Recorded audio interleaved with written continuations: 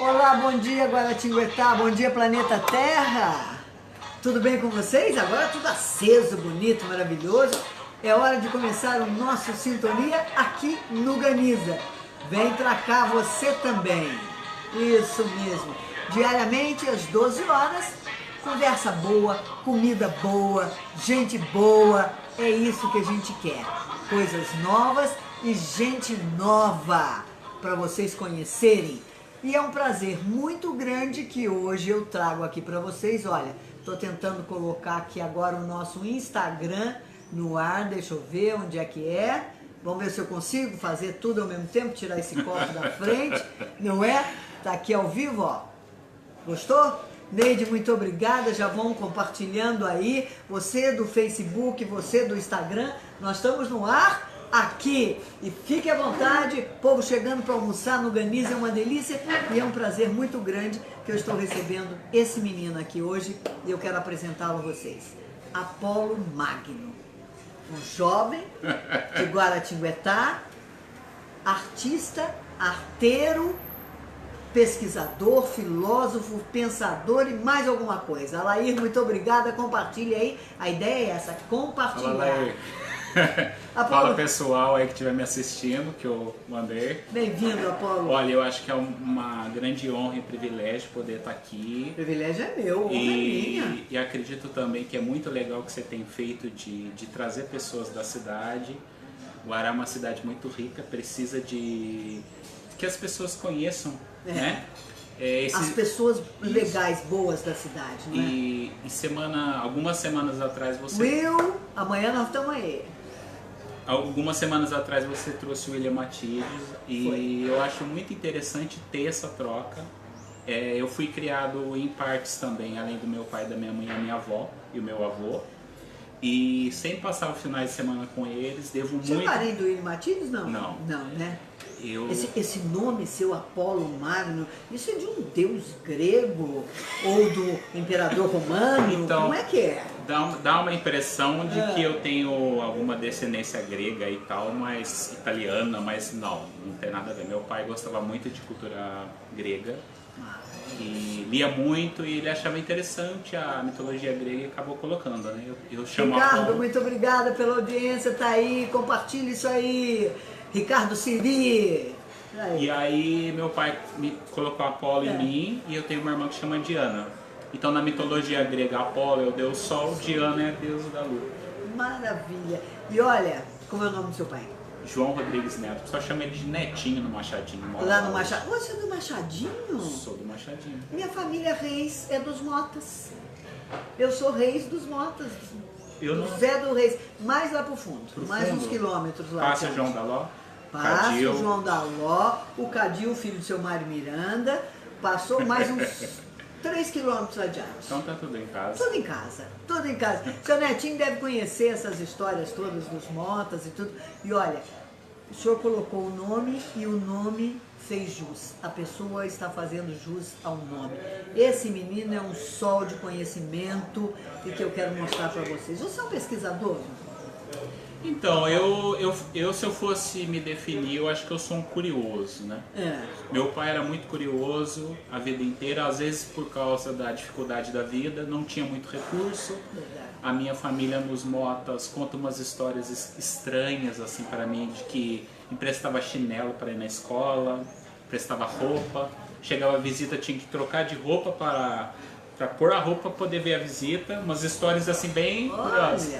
E aí eu acho que por conta disso, dessa falta, meu pai sempre foi curioso a vida inteira, lia sobre tudo, pesquisava. Podia não sobre ter tudo. dinheiro, mas tinha conhecimento. Eu acho que, se eu não me engano, eu acho que o Ziraldo fala um pouquinho sobre isso, que ler é mais importante que estudar. Ele já falou isso várias vezes e eu acho que a curiosidade é importante. Porque o ensino formal, ele segue alguns padrões, alguns ditames, mas, por exemplo, a curiosidade ou a paixão por conhecer é uma paixão que todos temos. Eu acredito que você é uma pessoa que me espera, porque você, apesar da sua idade, apesar da sua idade, você faz um trabalho social relevante, trazer pessoas para falar sobre a cidade, que as pessoas conhecerem é importante. e você não se abala. Conheço muitas pessoas da sua idade que tá aí na frente da calçada parada. Então, assim, nem pensar. Eu olho e falo, olha, puxa, olha, a mulher tem mais energia que eu, que sou jovem. Deus te ouça, saúde é muito... Mas eu gostei dessa coisa da curiosidade. O jovem hoje, normalmente curiosidade é uma coisa de jovem, né? Por isso que eu digo que eu não saí dos 16 anos. Mas eu fico perguntando, a turma da sua idade, da sua geração, é curiosa ou se acomodou na história? Pergunte ao Google. Eu acho que ocorre um fenômeno engraçado. Um fenômeno que eu acho que é importante se mencionar, eu acho que Humberto Eco fala sobre isso. As redes sociais e a internet trouxe muito acesso de cultura, mas a gente não tem uma formação compartilha. Bacana para uma formação educacional bacana para usufruir disso. Então você tem milhares de livros para você poder baixar, mas qual livro eu vou baixar? A nossa educação formal, ela não atiça a curiosidade, atiça? Não, porque se você for estudar, eu acho que uma das melhores maneiras de entender o Brasil, né, especialmente nesse momento que a gente está vivendo aí, eu sempre ouço meu pai falar que o Brasil é o país do futuro, mas eu vejo que esse futuro nunca chega, né? Desde criança eu escuto isso também. Eu já estou velha e o futuro não chegou? Eu faço 35 anos esse ano e, sei lá, quase há 30 anos eu ouço que o Brasil é o país do futuro e eu não vejo esse futuro chegar, né?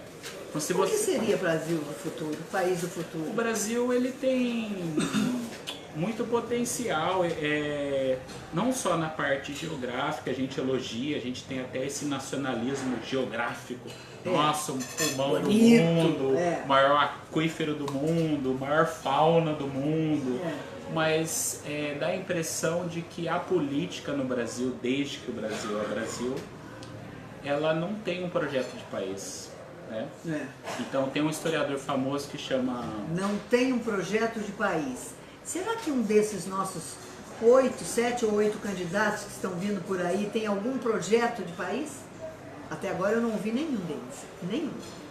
E aí o que acontece? José Murilo de Carvalho, ele costuma falar que o Brasil é um país sem povo. Se ouvindo a grosso modo, dá a impressão de que o cara é meio elitista ou é arrogante, pedante, se ouvindo essa frase. Mas tem um contexto para se entender essa frase. Quando o Dom João VI vem para o Brasil, já falei isso em vários programas, a taxa de analfabetismo no Brasil, em 1808, era quase 99%.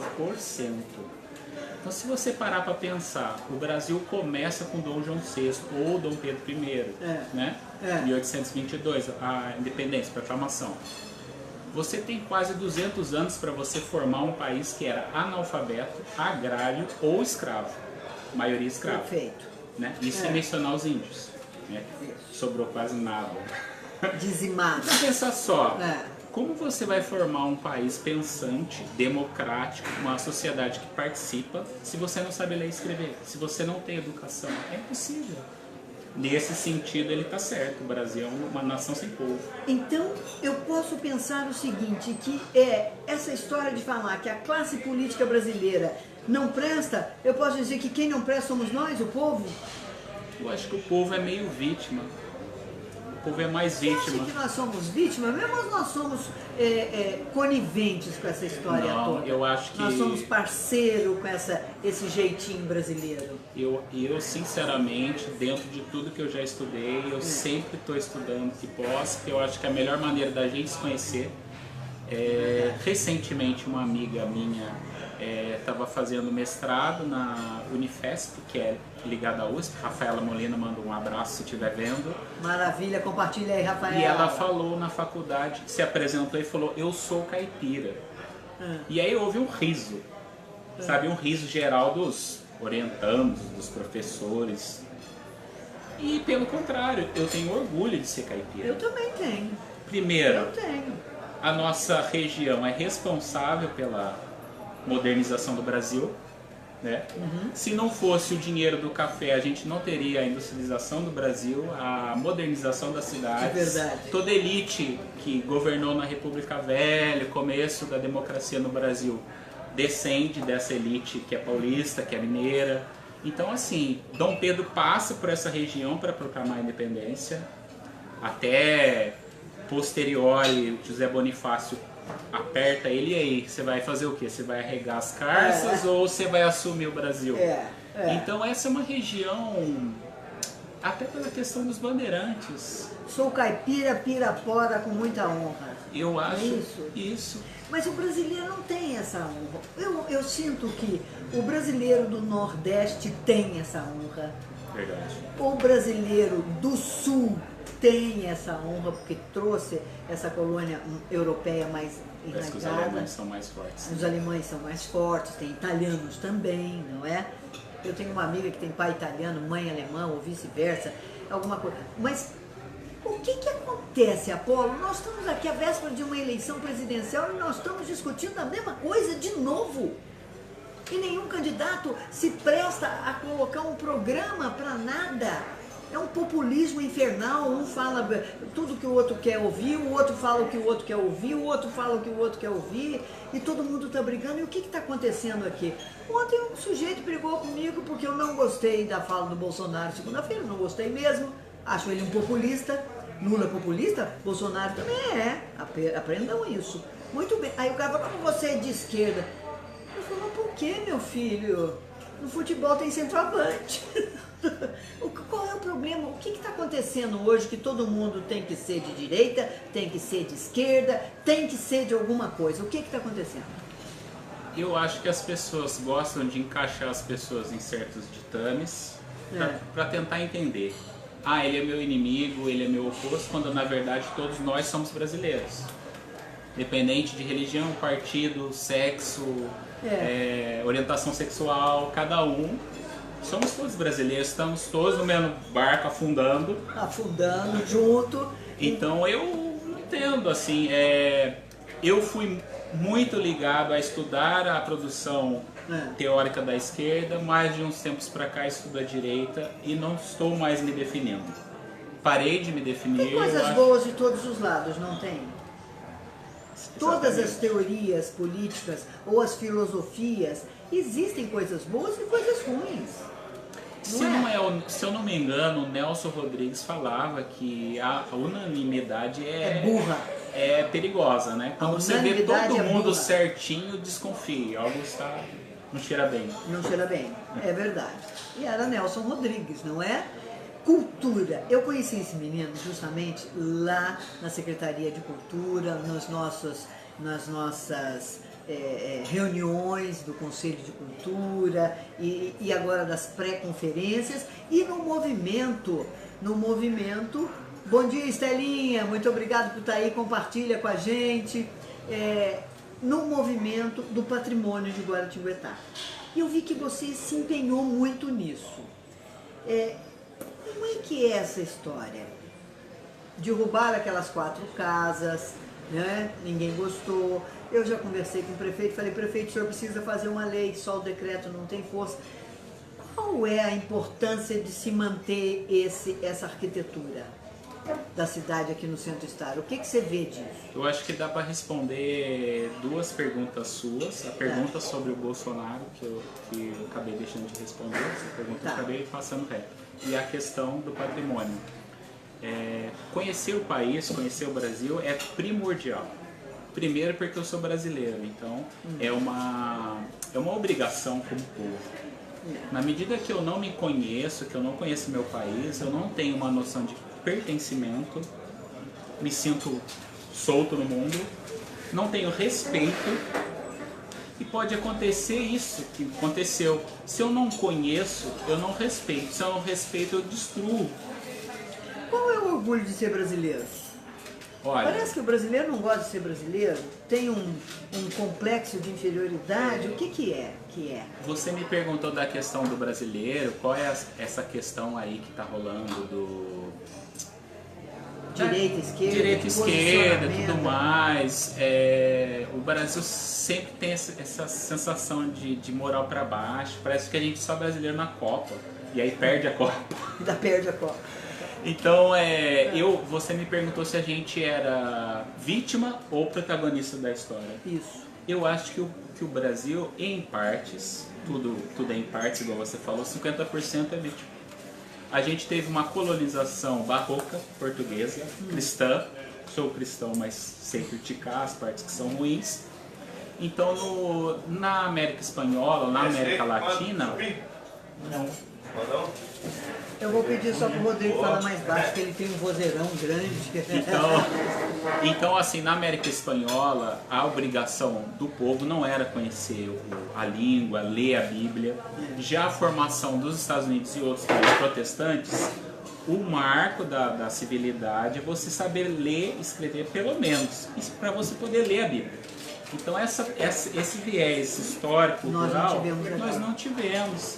Imagina, você tem um país de 200 anos.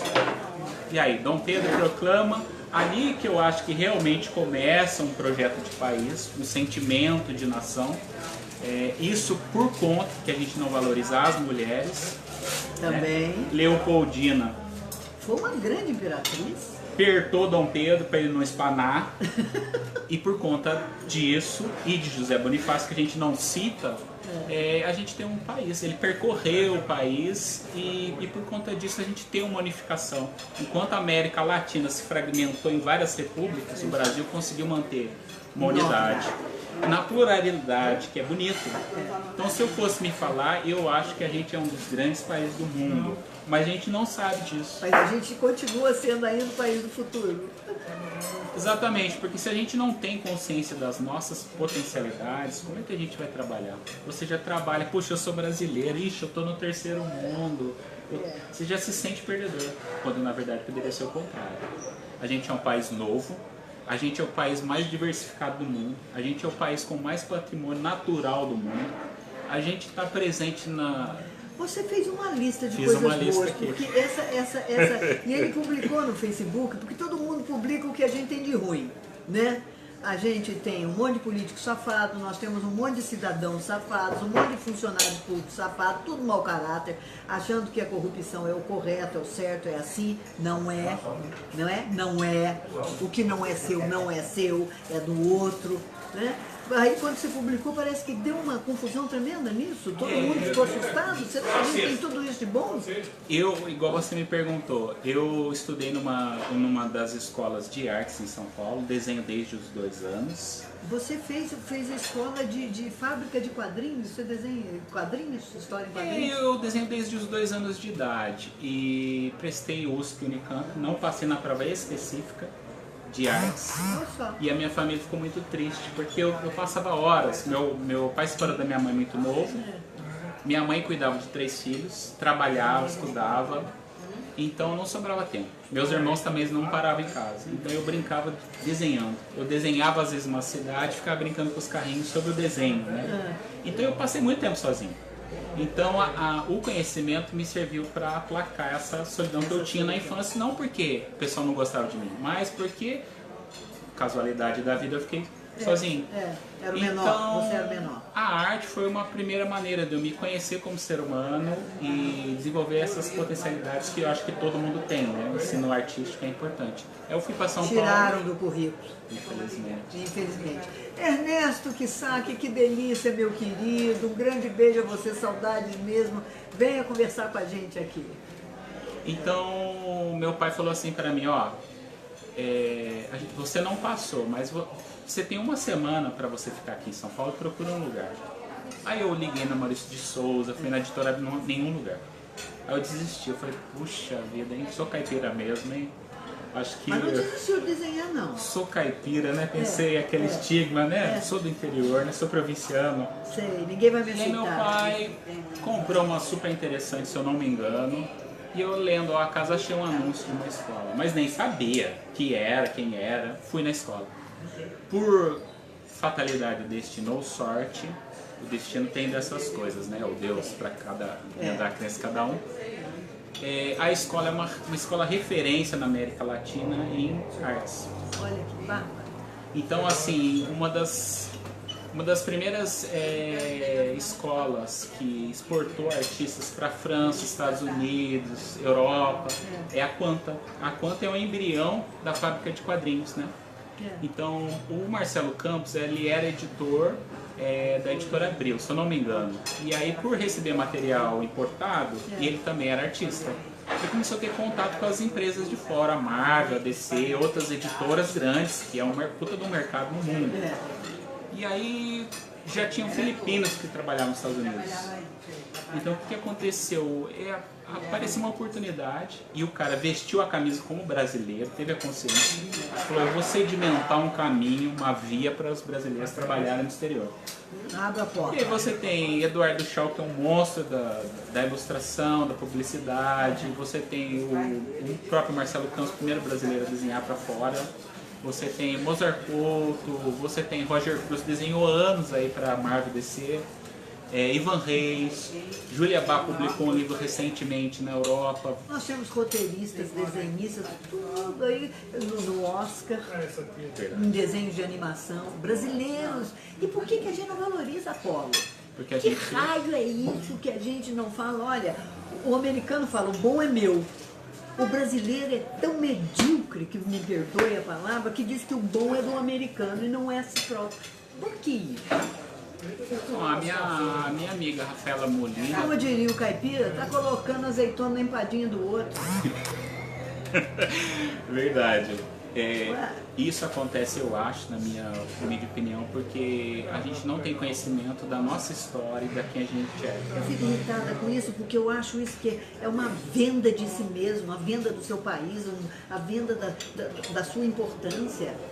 Então, da sua valorização própria. Se eu não me conheço como cidadão da cidade onde vive, do estado onde eu moro, do meu país, eu não vou saber me colocar. Logicamente, vou valorizar o outro. Nossa, o alemão é bonito. Nossa, o italiano tem um narigão. Não, lá é legal, a cidade é limpa. Eu falei, mas quem é que suja a cidade aqui? Eu vejo gente cheia de carrão bonito jogando lixo pela janela. Então, aí, continuando a nossa prosa sobre a minha formação e o nosso... Nós vamos ter que fazer 3 programas com você. Poxa. Porque já está acabando aqui e nós não começamos nem a falar as coisas boas do Brasil ainda. Vamos ter que fazer 3. Será? Vamos então, continuar.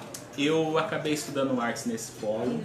É uma das principais escolas do Brasil, supera outras escolas que são famosas, Pan-Americana, Saga, outras, é um polo de artistas. Estudei lá, acabei não mais trabalhando com artes, coisas da vida, mas essa curiosidade que os meus professores me despertavam, Otávio Cariello, Marcelo Campos de São Paulo, eu acabei guardando. Então eu estudei muito religião. A gente não perde, conhecimento a gente não perde, né? Não. Conhecimento a gente não perde nunca. Tudo que a gente aprende, conhece. Comecei a pesquisar sobre a religião, pesquisar sobre a filosofia, a história. O brasileiro tem de bom. Olha... Para fechar, hein? E aí eu acabei de tanto estudar, acabei fazendo ações socioculturais na cidade, você acabou me conhecendo por conta disso, e mais recentemente descobri o patrimônio da cidade, né? Tudo isso está interligado a eu me conhecer e conhecer onde eu estou, né? E aí eu posso falar agora por que a gente é não só um país do futuro, a gente já é um grande país. Né? As pessoas pensam que do jeito que eu falo, eu não gosto, não. Eu tenho uma frase que eu usei em rádio a vida inteira, valorize o que é seu, valorize o que é nosso. Eu usei essa frase durante 36 anos, para valorizar a nossa Guaratinguetá, valorizar a nossa gente, o nosso povo. E fico muito triste quando eu vejo que as pessoas não valorizam e as pessoas falam assim, eu quero ir embora desse país. Eu falo, mas faça acontecer aqui. Modifique alguma coisa, se modifique para modificar essa situação que você não gosta. Não é assim? Não é assim que funciona? As pessoas, aí tem gente que não entende, eu falo, olha, só que é o seguinte, lá tem lei para seguir. E se você não seguir... Será que a gente vai ser educado o suficiente para respeitar as leis lá? Pois é. Esse é o X do problema. Eu poderia falar rapidamente sobre o Brasil, não sei se vai dar tempo, sobre o Guará também, que seria bacana de falar. Se eu for falar só do que o Brasil é melhor no mundo, em primeiro lugar, poderia citar para você, ó. Olha só. Maior rebanho de carne bovina do mundo, maior produtor de carne e frango, maior exportador de grãos, maior mercado emergente, maior fabricante de celulose, maior produtor de café, laranja, carne, açúcar, alimentos. Olha só. É muita coisa, né? É muita coisa. É muita coisa. É um dos maiores empreendedores jovens. Agora, se eu for falar de segundo. Os maiores empreendedores jovens. Segundo lugar, temos a maior frota de aviões agrícolas do mundo, a segunda maior. Temos a segunda, a terceira e a quinta maior hidrelétrica do mundo. São coisas a se pensar, né? Não tô puxando sardinha, mas eu tô levantando. Se nós temos tudo isso, não é? O que a gente está fazendo com isso e por que a gente não está valorizando isso? É muita coisa. É muita coisa, não é? É falta de educação. Falta de educação. Quando você me perguntou do Bolsonaro, eu não vou votar no Bolsonaro, não estou aqui fazendo proselitismo pro Alckmin, nem para ninguém, porque eu nem sei ainda quem eu vou votar. Também eu estou analisando. Mas eu não vou votar no Bolsonaro porque ele é de direita ou porque é militar. Eu não vou votar porque eu achei ele fraco. Perguntaram umas perguntas para ele e ele respondeu assim, tão simples e bobo, que eu falei, não, esse cara não pode ser presidente. Olha, só para lembrar, foi o Bolsonaro, nós estamos falando da entrevista de segunda-feira no Roda Viva, mas a Globo News está passando toda a noite, às 10h30 da noite. Segunda-feira foi aquele candidato o senador, que é do Paraná, como é o nome dele, que eu esqueço, foi do PSDB e saiu. Ontem foi a candidata Marina Silva, hoje é o candidato Ciro Gomes, hoje é quarta-feira, amanhã é o candidato Bolsonaro e sexta-feira é o candidato Geraldo Alckmin. 10h30 da noite, não estou fazendo propaganda, Globo News. Para quem falou que aquele grupo de jornalistas trucidou o Bolsonaro segunda-feira, que foi uma coisa tendenciosa, então aproveita e assista amanhã, né, que é outro grupo de jornalistas, outros tipos de perguntas. Porque é isso, minha gente, a gente tem que ler coisas diferentes, ouvir programas diferentes, ouvir ideias diferentes. Você não pode ouvir só um jornalista, uma opinião, uma coisa. Você tem que ouvir um lá, outro cá, outro lá, para formar você, não é verdade? Se eu não me engano, tem uma frase que eu acho que é de um educador famoso, que é o Edgar Morin, que ele fala assim, a beleza está na diversidade. Exato. Né? Se eu começo a olhar muito por um lado só, perigoso, né? Bitola, aquela coisinha que cavalo usa, chama bitola. Dá tempo, não sei se dá tempo. Eu queria falar alguns dados sobre Guará, que é importante, né? Eu posso analisar Guará em 3 parâmetros. Você vai voltar, viu? Vou. Vai. Porque não deu tempo de falar das coisas históricas nem do patrimônio. Exatamente. Não, nós vamos bater um papo maior. Eu não sabia que Guará também tem um potencial bacana. O Carlos Perrella, que é um advogado, jurista famoso da cidade, conhecido no Brasil inteiro, me falou certa vez que a renda per capita da cidade superava São José dos Campos. Supera. Alguém tá com a minha, porque eu faço parte dessa média, mas alguém tá com a minha. E aí, eu achei esse papo tão absurdo, mas fiquei matutando. Eu conheço, atendi, foi cliente meu, o Carlos Perrella, é amigo. E eu falei, nossa, que coisa, né? Recentemente, por acaso, eu me deparei com o IDH de Guará. O índice é alto. Índice de desenvolvimento humano. Tem o ruim, muito ruim, médio, blá, blá, blá. Alto, muito alto. A gente está no alto, elevado. Então Quem vem de fora morar aqui acha que a nossa qualidade de vida é muito boa. Ó, se eu for falar para você aqui que eu levantei só no IBGE, são dados de 2015. Estão desatualizados, mas já é um bom parâmetro. Por exemplo, renda, né? Em média, Guaratinguetá tem 3 salários mínimos. Estou falando, alguém está com o meu. Ou são os mais ricos, que eu não faço parte. Também não. Ou não sei, mas se eu for falar, por exemplo, ó, de educação e débito está 5,8. 5,8, mas isso é um dado importante que você falou. Guaratinguetá tem um potencial econômico muito forte, está em segundo lugar na micro-região, mas a educação é baixíssima. O índice de educação básica, IEDEB, eu não sei falar direito, quem souber por favor me corrija, é 4,7.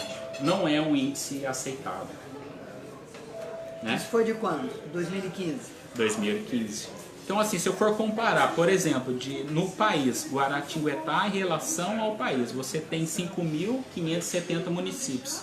Em relação à renda, qual a posição de Guará? Você é a favor de criar mais 300 municípios aí? Esses caras aí do Congresso Nacional estão querendo, votaram lá para a criação de mais 300 municípios. 300 prefeituras, 300 câmaras municipais, 300 cabide de emprego, 300 currais eleitorais, que eu tenho que chamar de curral, com todo respeito. Eu acho que isso a gente pode pensar, isso que você falou, em relação à história de Guará. Sei que já estou estourando aqui os horários seus. Guará se dividiu. Cunha, Aparecida, Roseira e Lorena. Tudo isso era Guará no começo. Província de Guará. Imagina... Ela ia de Pinda a Barra do Piraí. Então, imagina se a gente tivesse mantido essa territorialidade. Não seria importante para essa região? Opa, se fragmentou, o que aconteceu? Um coronel em cada. Por isso que eu digo assim, partido é partido. Partido, a palavra partido é partido. Uma coisa que era junto se partiu. O que a gente quer é estar juntos aqui para frente, com essa diversidade toda. Porque você sabe que as grandes empresas brasileiras, elas têm uma filosofia, a BASF usa muito isso, a diversificação. Sabe por que ela usa? Porque ela sabe que quanto mais gente diferente, com pensamentos diferentes pensando, mais ela cresce, mais ideias boas vêm. Porque se eu crio todo mundo pensando igual, pensando junto, você não tem criatividade, você não cria, não cresce. Por isso ela fomenta a diversificação de gente, de nacionalidade, de ideias, de gênero sexual, de tudo. Venham, cada um pensando diferente. Agora vamos pensar, traga a sua ideia, eu levo a minha, o outro traz a outra e sai uma coisa bonita. Não é isso que a gente tem que fazer daqui para frente no nosso país? Eu acho. Encerrando aqui, vamos tentar encerrar. Beijo. Vamos tentar, né? Porque a gente não consegue. A questão da eleição e esse país aí. Por que eu acho que está fraco os candidatos à presidência da República e a gente já vem sofrendo uma crise de representação? A gente precisa de uma reforma política. Muitos partidos amorfos, você não sabe o que é, para onde vai. São os vendidos. Qual é a definição? Um Congresso muito pulverizado. Homens e mulheres sem caráter que se vendem por dinheiro para si mesmo. Então, se eu fosse, na maioria, infelizmente. Se eu fosse falar, deixar um conselho, a educação pode transformar esse país. Não vou falar salvar. Né? Não vou ser tão otimista que eu não sou. Eu sou trágico, né? Sou filosofia trágica, eu sou trágico. Mas eu acho que o Brasil é um grande país, merece ser mais preservado, merece ser mais conhecido. Verdade. Estudem mais sobre o Brasil, com certeza vai dar orgulho. Né? Só de Guará a gente tem um santo brasileiro, um presidente, premiados pela Academia Brasileira de Letras, temos 3 imortais. 3. Isso sem falar nos outros artistas. Nomes dos imortais, porque vão me cobrar. Tilermano, Bonfíglio, Cipolle. Os Barbosa. Barbosa, um imortal. Francisco de Assis Barbosa. Francisco de Assis Barbosa. Guilherme imortal. de Almeida. Guilherme de Almeida. O terceiro eu não vou lembrar aqui. Também não lembro. Mas eu tive o privilégio de conhecer o professor Francisco Barbosa. Uma belezinha de pessoa. Maravilhoso. Beijo, a gente volta. Com certeza. Tchau pra você. Esse programa vai estar no YouTube pessoal. No final da tarde. Beijo okay? pra minha mãe, pessoal pro meu Instagram, pai, ó, pessoal. Obrigado aí. Obrigada. Agora nós vamos encerrando aqui.